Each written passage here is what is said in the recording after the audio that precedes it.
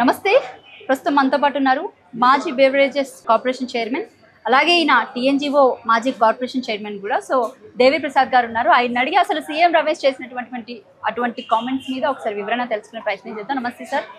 ఎప్పుడు ఉంటుంది మరి బీజేపీ పార్టీలో బీఆర్ఎస్ పార్టీ విలీనం అనేటువంటిది క్వశ్చనే లేదు కాదా? ఎందుకంటే బీఆర్ఎస్ పార్టీతో మీరు మొత్తం మా పార్టీ చరిత్ర అంతా కూడా అండి 2001 నుంచి ఇప్పటి వరకు కూడా ఎన్నడూ కూడా బీఆర్ఎస్ పార్టీ బీజేపీతో విలీనమైనటువంటి సందర్భం కానీ దానికి సంబంధించిన ప్రతిపాదన కానీ మేము ఎన్నడూ కూడా చేయలేదు. ఇవన్నీ కూడా ఏంటంటే చాలామంది బీఆర్ఎస్ పార్టీ ఒక బలమైన పార్టీ, 60 లక్షల మంది ఉన్నటువంటి సైన్య పార్టీ, దీని అండలేకుండా అధికారంలోకి రామని కలలుగంటున్నటువంటి బీజేపీ పార్టీ మా పొత్తు కోసం తాత వాళ్ళు పడుతున్నారు. వాళ్ళకి ఆలోచన కేటీఆర్ సీఎం రమేష్ ఇంటికి వెళ్ళి కవిత బెయిల్ ఇప్పుడు ఒక ప్రజాప్రతినిధిగా ఎవరింటికైనా మేము కూడా పోతాం. కిషన్ రెడ్డి విలీనం చేస్తామని కానివ్వండి ఎందుకంటాడు? ఏం అవసరం? కేటీఆర్ గారికి ఏం అవసరం ఉందని అంటాడు? కేటీఆర్ గారికి అవసరమే లేదు. అవసరం ఉంటే బాజాప్తా మేము మా స్కామ్స్ గురించి కానీ మా వాటి గురించి ఏది కూడా ఎంక్వైరీ జరగకుండా చూడాలి. మేము చేసిన స్కామ్లు ఏంటి? ధైర్యం దమ్ముంటే బయట పెట్టండి. 13 ఏళ్ల నుంచి మీరే అధికారంలో ఉన్నారు కదా. ఏ స్కాములు చేసినాం మేము? ఏ స్కామ్ చేయకుండా, ఏం చిన్న ఆరోపణలు లేకుండా మా కవిత గారిని జైల్లో పెట్టినారు. మీరు ఏమి లేదని ఎలా వచ్చేసింది కదా. మీరు ఏ స్కాములు ఉన్నాయి? ఒక్క స్కామ్ అని నిరూపించారే. ఏటీఎం అన్నారు, తెలంగాణ కాళేశ్వరం ఏటీఎం, ఇంకోటి ఏటీఎం అన్నారు. మళ్ళీ ఇలా మోదీ అమిత్ షా ఎందుకు నిరూపించలేకపోతున్నారు? బైనాక్యులర్లు పెట్టి తిరుగుతున్నారు కదా సెంట్రల్ ఇంటెలిజెన్స్ అందరూ కూడా. మా భవనం చుట్టూ, మా కేసీఆర్ ఇంటి చుట్టూ, కేటీఆర్ ఇంటి చుట్టూ, హరీష్ రావు ఇంటి చుట్టూ, మరి అందరు నాయకులు ఇంటి చుట్టూ తిరుగుతున్నారు. బైనాక్యులర్లు పట్టుకొని తిరుగుతున్నారు, మైక్రో బైనాక్యులర్స్. ఏమైనా దొరుకుతుందేమో, ఏమైనా చేద్దాం, ఏడ తిండి తింటున్నారు, ఏడ కూర్చుంటున్నారు, ఏం చేస్తున్నారు, మొత్తం నిఘా అంతా, భారతదేశం నిఘా అంతా కూడా మా పార్టీ మీదనే ఉంది. అయినా కూడా ఏ ఒక్క చిన్న అంశం కూడా దొరకలేదు. ఇంకొక మాట ప్రధానంగా చర్చించుకోవాల్సింది ఏంటంటే తెలంగాణకి సంబంధించి గత 10 ఏళ్లలో ఆంధ్ర వాళ్ళకి నువ్వు ఎంతమంది కాంట్రాక్టర్లు ఇచ్చావు, ఎంతమందితో ఆంధ్ర వాళ్ళతో నువ్వు పని చేయించుకున్నావు అని చెప్పేసి. ఇప్పుడు రమేష్ ఏమన్నాడు? ఒక లేని ఫోర్త్ సిటీకి రోడ్లకి కాంట్రాక్ట్ వచ్చింది, నిజమా కాదా చెప్పు అని చెప్పేసి. నాకు కాంట్రాక్ట్ వచ్చింది. కాంట్రాక్ట్ ఎట్లొచ్చింది? నేను ఏదో L1 ఉన్నా, నేను అందులో పార్టిసిపేట్ అయ్యి తీసుకున్నా అన్నాడు. గత 10 ఏళ్లలో కాంట్రాక్ట్లో మీరు ఇష్టం వచ్చినట్టు ఇచ్చుకున్నారు అన్నాడు. ఇష్టమిట్టు ఇచ్చుకోవడానికి ఉండేటువంటి నిబంధనలు అప్పుడుంటే ఇప్పుడు ఎందుకు లేవు? మనం నిజంగానే ఇష్టం వచ్చినట్టు ఎవరికైనా కాంట్రాక్ట్లో ప్రభుత్వం ఇచ్చుకునేటువంటి సిస్టమే ఉంటే, మేము 10 ఏళ్లలో ఇచ్చి ఉంటే మరి ఇది కూడా అట్లే వచ్చిందా? మీకు చెప్పాలి కదా. మొదలు మీ మీద ఆరోపణ ఏంది? 1600 కోట్లకు సంబంధించినటువంటి నీకు ఒక రోడ్డు, అక్కడ సిటీ లేదు, రోడ్డుకు మీకు వచ్చింది నిజమా కాదా అని కేటీఆర్ అడిగితే దొంగ భుజాలు తడుపుకున్నట్టు మాకు వచ్చింది, కానీ మేము కాంపిటీషన్లో తీసుకున్నామని చెప్పాను మీరు. మరి అప్పుడు ఇచ్చినటువంటి కాంట్రాక్ట్లు ఎక్కడైనా ఉంటాయా? గ్లోబల్ టెండర్స్ ఉంటాయి. ఎవరెవరికైనా గ్లోబల్ టెండర్లలో అనేక మంది దేశవ్యాప్తంగా ఒక ఆంధ్ర కాదు, మహారాష్ట్ర వాళ్ళు పాల్గొంటారు, కర్ణాటక వాళ్ళు పాల్గొంటారు, కేరళ వాళ్ళు పాల్గొంటారు, జమ్మూ కాశ్మీర్ వాళ్ళు పాల్గొంటారు. ఎవరు లోయెస్ట్ టెండర్ ఉంటే వాళ్ళకి ఇస్తారు.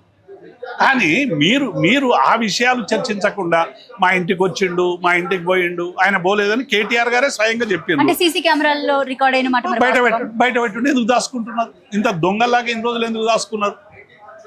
కేటీఆర్ వచ్చిన రోజే బయట పెట్టనుంటుంది. అంటే ఇందులో ఏదో బ్లాక్మెయిల్ చేద్దామని మీరు అనుకుంటున్నారా? మమ్మల్ని కేటీఆర్ గారు చాలా స్పష్టంగా చెప్పారు. ఇంత పెద్ద రాజకీయ పార్టీని, ఇంత పెద్ద లక్షలాది సైన్యం ఉన్నటువంటి పార్టీని, రేపు భవిష్యత్తులో అధికారంలోకి వచ్చేటువంటి పార్టీని, ఒక గొప్ప నాయకుడు కేసీఆర్ గారి నాయకత్వంలో పనిచేస్తున్నటువంటి పార్టీని అమాంతంగా తీసుకుపోయి కలుపుతారా?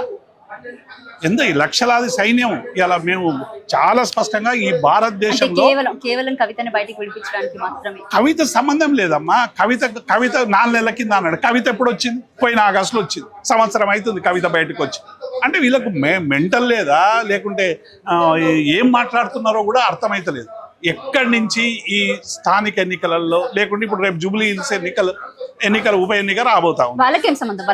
వాళ్ళకి రేవంత్ రెడ్డికి ఆయన దోస్తు కదా, ఇద్దరు కలిసి ఇక్కడ డ్రామాలు చేస్తున్నారు. బీజేపీ కాంగ్రెస్ 2 కలిపి ఇక్కడ నాటకం ఆడి బీఆర్ఎస్ పార్టీని దెబ్బతీయాలని ప్రయత్నం చేస్తూ ఉంది. దేశంలోనే ఒక కేసీఆర్ గారే చాలా స్పష్టంగా బీజేపీ మీద పోరాటం చేసినటువంటి నాయకుడు. ఖగార్ మీద ఇవాళ దేశవ్యాప్తంగా కూడా అనేక మందిని ఆదివాసీలని మావోయిస్టుల పేరు మీద మొత్తం చంపుతా ఉంటే ఒకే ఒక నాయకుడు ఖండించినటువంటి నాయకుడు ముఖ్యమంత్రి మా అధినేత కేసీఆర్ గారు. ఆ కగారు నాపాలన్నాడు. మోడీకి వ్యతిరేకంగా ఏ ఒక్కడన్నా ఆపాలని మాట్లాడండి మా రాజకీయ నాయకుడు. అంటే అంతటి సాహసం చేస్తున్నటువంటి మా పార్టీని పట్టుకొని మీరు బీజేపీతో దోస్తానంటారు. నోట్ల వ్యతిరేకతలు అనేక అంశాలు, మేము ఒక్క అంశం కాదు. భారతీయ జనతా పార్టీ ఒక మంచి పని చేస్తే డెఫినెట్గా సహకరిస్తాం, మంచి పనులు ఏమైనా చేస్తే ఏ ప్రభుత్వమైనా సహకరిస్తాం. కానీ ప్రజా వ్యతిరేకంగా ఈ నిర్ణయాలు తీసుకున్న ఏ ప్రభుత్వాన్నైనా మేము ఎండగడతాం తప్ప మాకేదో వాళ్ళతో లాలుచి కానీ వాళ్ళతో కలవాల్సినటువంటి అంశం కానీ బీజేపీతో కలవడం వల్ల మాకు వచ్చే ఉపయోగం కానీ బీజేపీతో మేము ఒకవేళ ఎవరైనా అనుకుంటారేమో కలిస్తే మా కొంపనే మునుగుతుంది. మా కొంప అంటే ప్రజల కొంప మునుగుతుంది. ఆంధ్రాలో మళ్ళీ తెలంగాణలో మళ్ళీ టీడీపీ పార్టీ పురుడు పోసుకుంటే ఏమవుతుంది? తెలంగాణలో మళ్ళీ టీడీపీ పార్టీ పురుడు పోసుకుంటే ఏమవుతుంది? ఎక్కడ పురుడు ఇప్పుడు ఎన్ని పార్టీలన్నా పురుడు పోసుకోవచ్చు. కొన్నిటికి 10 ఓట్లు వస్తాయి, కొన్ని 15 ఓట్లు వస్తాయి, కొన్ని 20 ఓట్లు వస్తాయి. అవి రాజకీయాల్లో ముందుకు వచ్చాయి. తెలుగుదేశం పార్టీ ఇక్కడ టీఆర్ఎస్ పార్టీకి వచ్చే నష్టం ఏమైనా ఉందా? మాకేం నష్టం లేదు. ఎన్ని రాజకీయ పార్టీలు వచ్చినా మాకు నష్టం లేదు. మా రాజకీయ లక్ష్యం మాకుంది. 10 ఏళ్ల అభివృద్ధి పథకాలు, సంక్షేమ పథకాలు చేసినవి ప్రజల కళ్ళ ముందుంది. 14 సంవత్సరాలు తెలంగాణ ప్రజా ఉద్యమంలో పాల్గొన్నటువంటి చరిత్ర మాకుంది. కాబట్టి ఇవన్నిటి గుర్తుపెట్టుకొని భవిష్యత్తులో ఓటింగ్ జరుగుతుంది. కానీ తెలుగుదేశం పార్టీ తెలంగాణకి ఏం చేసిందని ఓట్లేస్తారు? బతుకమ్మను తీసి కింద పడేసినందుకు ఓటేస్తారా? 2 కళ్ళు అని చెప్పి ఇవాళ బంకచెర్లకు యథేచ్ఛగా నీళ్లు తీసుకుపోవడానికి ఓట్లేస్తారా? పోతరెడ్డిపేట మీద పెద్ద గండి పెట్టి ఉన్న నీళ్ళని తీసుకుపోయినందుకు తెలుగుదేశం రాబట్టరా? బనకచెర్ల ప్రాజెక్ట్ స్టార్ట్ చేసి తెలంగాణకు వచ్చే నష్టం ఏంటి అసలు? మేము చాలా స్పష్టంగా చెప్తున్నామమ్మా. ఇప్పుడు వరద జలాలు, నికర జలాలు అనేటువంటి అంశం మీద ఇప్పటి వరకు వరద జలాల మీద ఎక్కడ కూడా లేదు. వరద జలాలు ఎందుకు వస్తున్నాయి? ఇప్పుడు పైన ప్రాజెక్టులు కట్టుకోకపోవడం వల్ల సరైనటువంటి నీళ్ళు లేకపోవడం, నీళ్లు కొని యథేచ్ఛగా పోతా ఉన్నాయి. రేపు వాటిని వరద జలాల పేరు మీద మీరు నీళ్ళు తీసుకుపోయి రేపు ప్రాజెక్టు కట్టుకొని హక్కులు సాధించి మేము ప్రాజెక్టులు కట్టుకున్నాం కాబట్టి మాకు నీళ్ళు అలకొండి చేయమని బోర్డుల దగ్గరకు పోయేటువంటి ఒక దుర్మార్గమైనటువంటి కుట్రకి ఇలా ఆంధ్రప్రదేశ్ ప్రభుత్వం తెరలేపుతా ఉంది. అంటే మొన్న రీసెంట్ గా కూడా ఢిల్లీలో జరిగినటువంటి మీటింగ్ లో బనకచెర్ల మీద అసలు డిస్కషనే రాలేదు అని చెప్పేసి మీడియా ముఖంగా సీఎం రేవంత్ రెడ్డి చెప్పడం జరిగింది. బట్ దాని తర్వాత ఎవరైతే మన మంత్రి టీడీపీకి సంబంధించినటువంటి మంత్రి ఉన్నారో ఆయన మీడియా ముఖంగా దీని మీద ఒక కమిటీ కూడా వేస్తున్నాము, ఈ 14 అంశాల్లో కూడా బనకచెర్ల ప్రాజెక్ట్ ఉంది అని చెప్పేసి చెప్పడం జరిగింది. ఇప్పుడు ఆంధ్రాకి సంబంధించినటువంటి మంత్రి ప్రకటన మీరు చూడలేదా?